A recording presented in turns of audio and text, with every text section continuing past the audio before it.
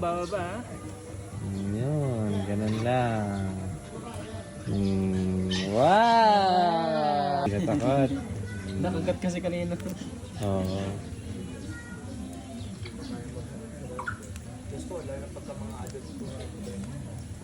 Ano yan? Butong ano yan? Sige po, napaka-soft lang po ng kamay niya tulad po ng bata.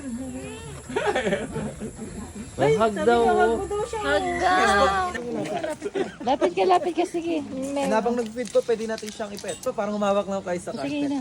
Ay, Gusto kawakan. Eh pa, sige pa.